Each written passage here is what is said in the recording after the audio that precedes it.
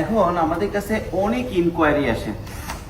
ইনকোয়ারিগুলো হচ্ছে ভাইয়া এই মাল লাগবে ওই মাল লাগবে, সব ডিটেলস দেওয়ার পরে বলে ভাই আমাকে একটা ফ্যাক্টরিতে নিয়ে যান। ফ্যাক্টরিতে নিয়ে যাওয়ার পরে বলে ভাই এখন তো আমরা প্রোডাক্টগুলো কিনবো না, আমরা সপ্তাহখানিক পরে, মাসখানিক পরে, 1 মাস পরে, 2 মাস পরে, সামারে উইন্টারে কিনবো। তো বিষয়টা হচ্ছে কি যারা বাংলাদেশ থেকে আসেন, আমার ভিডিও দেখেন এবং চায়না থেকে প্রোডাক্ট কিনতে চান, তাদের রিকোয়েস্ট করব যদি আপনি ইনস্ট্যান্ট প্রোডাক্ট না কেনেন তাহলে ফ্যাক্টরিতে না যাওয়া। সমস্যাটা হয় আপনাদেরকে সাপোর্ট দেওয়ার জন্য আমরা ফ্যাক্টরির সাথে কথা বলে আপনি যখন ফ্যাক্টরি নিয়ে যাই, তারপরে যখন অর্ডার দেয় না, ওরা এটা জিনিসটা খুবই অপছন্দ করে।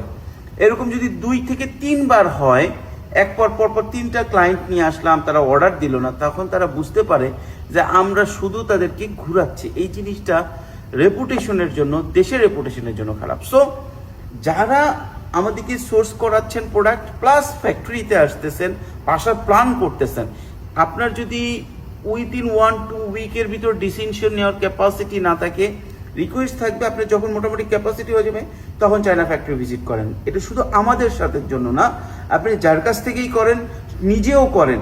কারণ অলরেডি বাংলাদেশ, পাকিস্তান, ইন্ডিয়া এদের একটা ব্যাড রেপুটেশন আছে যে উইদাউট এনি কস্ট তারা ফ্যাক্টরিতে ঘুরে।